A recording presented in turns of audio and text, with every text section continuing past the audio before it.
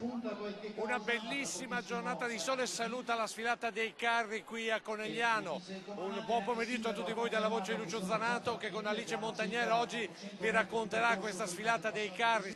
Eccoci, siamo nuovamente scesi in strada.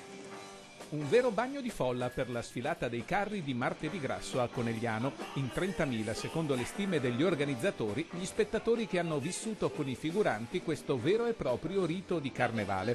21 i gruppi che sono transitati lungo il percorso dal Ponte della Madonna fino al Cavallino e ritorno, con il passaggio d'onore davanti al palco allestito alla scalinata degli Alpini.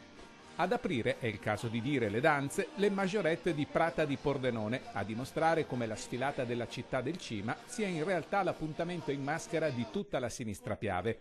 Emozionanti i ragazzi speciali del CEOD di Cozzuolo e la loro voglia di raccontare l'energia della terra fertile. Da Soligo a Fontanelle, da Susegana a Bibano di Godega, tanti gli allestimenti che hanno richiamato, e sempre con garbo ed allegria, temi fantasiosi e personaggi cinematografici come gli acchiappafantasmi di Ghostbusters.